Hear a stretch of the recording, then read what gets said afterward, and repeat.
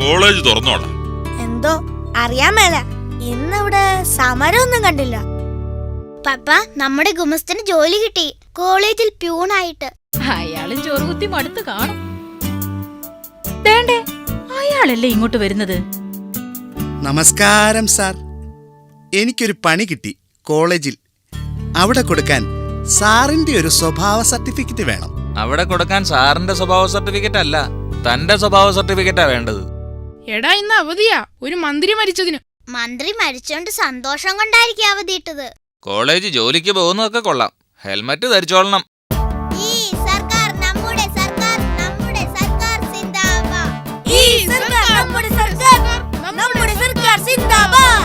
ഇപ്പോഴത്തെ കാലം കൂടി കണക്കിലെടുത്ത് വേണം കുട്ടികളോട് പെരുമാറാൻ. കുറച്ച് നയത്തിലൊക്കെ കണ്ടും കേട്ടും വേണം നിൽക്കാൻ. ആരോട് എങ്ങനെയൊക്കെ പെരുമാറണമെന്ന് പഠിക്കണം. സാർ അതൊക്കെ ഒന്ന് പറഞ്ഞു തരണം. കോളേജ് ജോലിക്ക് പോകണമെന്ന് പറഞ്ഞപ്പം മുതല് LIC പോളിസി എടുക്കണമെന്ന് പറഞ്ഞു ഭാര്യ ഒരേ പിടിയാ. അവിടെ റാങ്ക് കിട്ടുന്ന പിള്ളേര് കാണും. സൗഹാർദ്ദമായിട്ട് പെരുമാറണം. കാരണം പാസ്സായി കഴിയുമ്പോൾ അവരൊക്കെ കോളേജ് ക്ലാർക്കുമാരായിട്ട് വന്നെന്നിരിക്കും. ഫസ്റ്റ് ക്ലാസ് കിട്ടാവുന്ന കുട്ടികളും കാണും. വളരെ സ്നേഹമായിട്ട് പെരുമാറിക്കോണം. പാസ്സായി കഴിയുമ്പോൾ അവരിൽ ചിലരെ കോളേജിൽ തന്നെ ലെക്ചറായിട്ട് വന്നെന്നിരിക്കും. ഞങ്ങളുടെ സർക്കാർ മാനേജ്മെന്റ് കോട്ടായി കയറിയ പ്രമാണിമാരുടെ മക്കളും കാണും. പഠനമൊന്നും പൂർത്തിയാക്കുകയല്ല, അവന്മാരോടെ ഭക്തി, ആദര, ബഹുമാനം വേണം.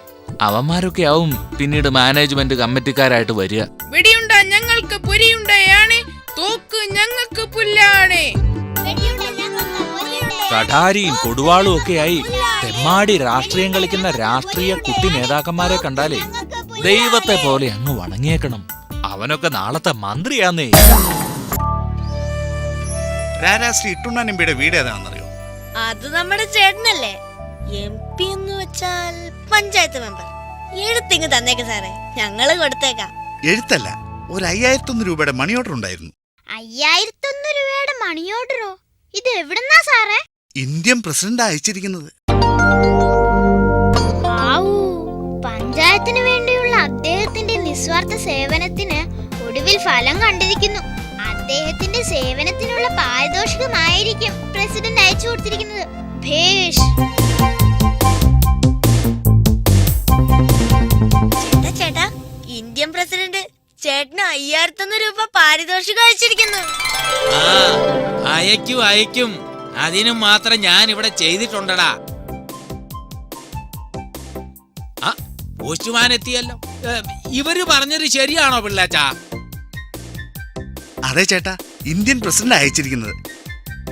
ഇതാ ചേട്ടാ, ഒപ്പിട്ട് വാങ്ങിയാട്ടെ. നില്ല, ഇപ്പൊ കൊടുക്കണ്ട. ഇതൊക്കെ 10 പേര് അറിഞ്ഞു വേണം ചെയ്യാൻ.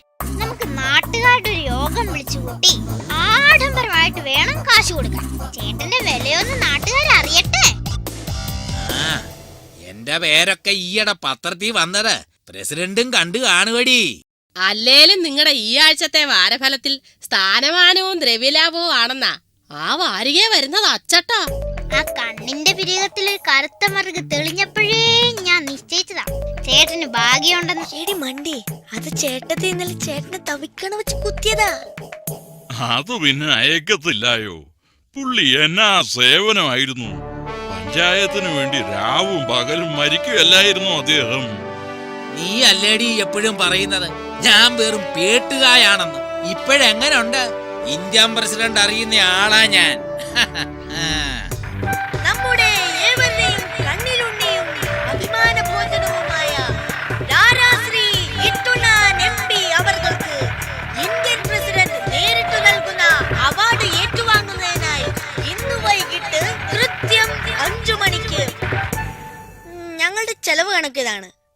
ജീപ്പ് 750 രൂപ, മൈക്ക് 250, പടക്കം 200, ബാൻഡ് 500, ചെണ്ട 200, വണ്ടി 200, കാപ്പി 400, മിഠായി 25, ബബിൾക്കം 20. ഇത്രേ ചെലവായിട്ടുള്ളൂ. ഞങ്ങൾക്ക് വേണ്ടി ഒറ്റ പൈസ എടുത്തിട്ടില്ല. അതെങ്ങനാടാ ഇത്രയും ചെലവ് വന്നത്? നീ അങ്ങനെ അമർഷം കൊള്ളാതടി പെണ്ണുമ്പിള്ള. രൂപ 5000 ഇങ്ങോട്ട് കിട്ടാൻ പോണേ. അതിനുവേണ്ടി അല്പസ്വല്പമൊക്കെ ചെലവാകൂന്ന് കൂട്ടിക്കോ.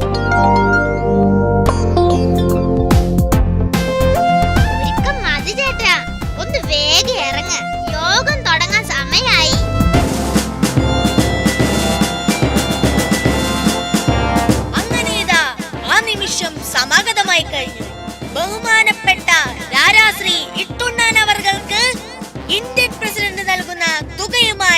പോസ്റ്റ്മാൻ ഇതാ എത്തിക്കഴിഞ്ഞു.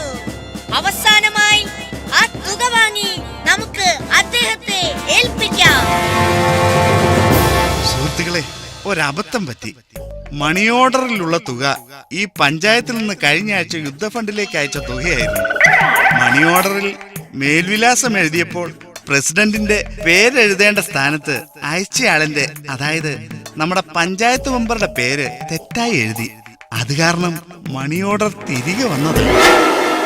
തെരഞ്ഞെടുപ്പ് അടുത്തടി. നാട്ടുകാർക്ക് വേണ്ടി എന്തെങ്കിലും ചെയ്യേണ്ട സമയമായി. നാട്ടുകാർക്ക് വേണ്ടി നമുക്കൊരു പാല വിട്ടുകൊടുക്കാവടി.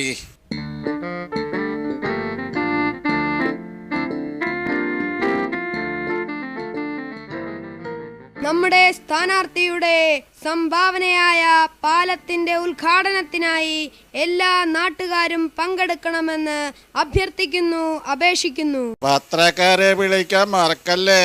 നോട്ടീസ് നാട് നീളെ വിതരണം ചെയ്തേക്കണം കേട്ടോടാ. അങ്ങോട്ട് പിടിയടാ. നിനക്കൊക്കെ നടക്കാനുള്ള പാലമാ. ഈ പാലത്തെ കയറിക്കൊണ്ട് ഈ പാലത്തിന്റെ ഉദ്ഘാടനം ഞാൻ നിർവഹിക്കുന്നു.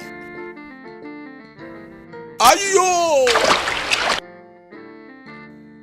അയ്യോ, എന്നെ രക്ഷിക്കണേ. ഫോട്ടോ എടുക്കല്ലേ, ചേട്ടന്റെ തുണി നഷ്ടപ്പെട്ടിരിക്കും. നമ്മുടെ പഞ്ചായത്ത് സെമിനാറിന്റെ വാർത്ത പത്രത്തിലുണ്ട്. മന്ത്രിയും കളക്ടറും DSPയും സിനിമാ നടിയും ഒക്കെ പങ്കെടുക്കുന്നുണ്ടെന്ന്. കൊള്ളാവുന്ന ഒരിടത്തേലും പ്രസംഗിക്കാൻ നിങ്ങൾക്ക് പറ്റിയിട്ടുണ്ടോ? പല വാലേന സഖ്യത്തിനോ കോഴി വിതരണത്തിനോ വിളിക്കും. ഇങ്ങനെ മന്ത്രിയും കളക്ടറും ഉള്ളിടത്ത് വേണം കേറി പറ്റാന്, അറിയാവോ? അതു നേരാ. മന്ത്രിയും കളക്ടറും ഒക്കെ ഉള്ളിടത്ത് കൂടെ ഇരുന്നാ അതൊരന്തസ്സാ. ആ സ്റ്റേജിലൊന്ന് കേറി പറ്റാൻ എന്താടാ ഒരു വഴി? ഒരു വഴിയുണ്ട്. നമ്മുടെ പപ്പ യാചക മന്ദിരത്തിന്റെ സെക്രട്ടറിയും കളക്ടർ പ്രസിഡന്റുമാ. കളക്ടർ വിചാരിച്ച കേറിപ്പറ്റാം. കേറിപ്പറ്റാം. നിന്റെ കുടുംബത്തിന് യാചക മന്ദിരത്തിൽ കേറിപ്പറ്റാം. Collector president ആന്നോടാ? എങ്കിലേ വക്കീൽ വിചാരിച്ച ഈ കാര്യം നടക്കും. ഡാ, നിങ്ങൾ രണ്ടുപേരും ചേർന്നേ കാര്യമായിട്ട് നിങ്ങളുടെ പപ്പായോട് ഒന്ന് പറ.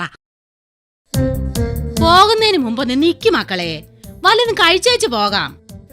ഇവർക്ക് കുടിക്കാനും കൂടി വല്ലതും വേണം. ഇങ്ങോട്ടിരിക്കടി.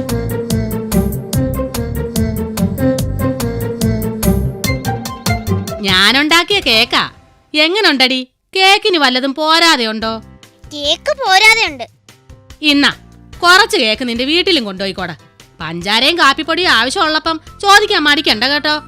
ഏയ്, അക്കാര്യത്തിലൊന്നും ഞങ്ങൾക്കൊരു മടിയില്ല ചേട്ടത്തി. എന്നാ പിന്നെ വേഗം ചെല്ല്. നിന്റെ അമ്മയുടെ നടുവേദനയുടെ കാര്യം ഞാൻ അന്വേഷിച്ചെന്ന് പറയണം കേട്ടോ. പപ്പ, ചേട്ടനെ തലകുത്തി നിൽക്കാനേ ഒന്ന് പഠിപ്പിച്ചു കൊടുക്കാൻ പറ്റുമെന്ന് പപ്പയോട് ചോദിക്കാൻ പറഞ്ഞു. അതിനെന്തോന്ന് പഠിപ്പിക്കാൻ? അവിടെ മുമ്പിൽ അങ്ങനല്ലേ നിക്കുന്നത്. തല കുത്തി നിൽക്കാൻ പഠിപ്പിക്കുന്നത് അത്ര പ്രയാസമുള്ള കാര്യമൊന്നല്ല. അത് ഞാൻ ഏറ്റു. എന്നാ അതൊന്ന് ചേട്ടനെ വിളിച്ച് പറഞ്ഞേക്ക്.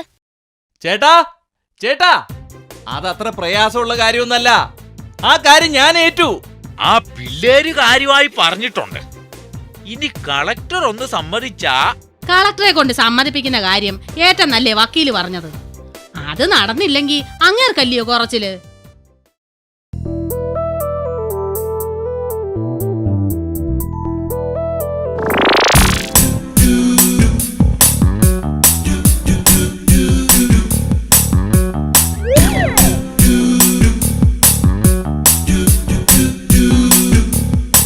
എന്തോന്നാ സ്വപ്നം കാണുന്നത്? ഞാൻ ആ സെമിനാറിനെ കുറിച്ച് ഓർക്കുവായിരുന്നടി. സെമിനാറിന് പോകുന്നൊക്കെ കൊള്ളാം. ആ സിനിമാ നടിയുടെ അടുത്തൊന്നും പോയി ഇരുന്നേക്കരുത്.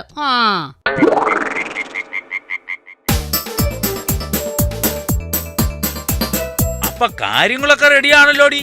ഒരു വിധത്തിലൊക്കെ ഒപ്പിച്ചു ചേട്ടാ. പഞ്ചായത്ത് പ്രസിഡന്റാന്ന് പറഞ്ഞപ്പം കളക്ടർ അങ്ങ് സമ്മതിച്ചു.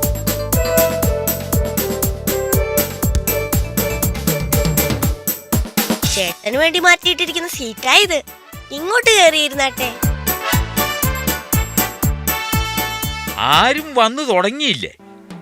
അവരൊക്കെ എന്തിയടാ? മറ്റുള്ളവരൊക്കെ മീറ്റിംഗ് കഴിഞ്ഞു പോയി. ചേട്ടന് സ്റ്റേജിലൊന്ന് കയറി പറ്റണമെന്നല്ലേ പറഞ്ഞത്? അത് നടന്നല്ലോ.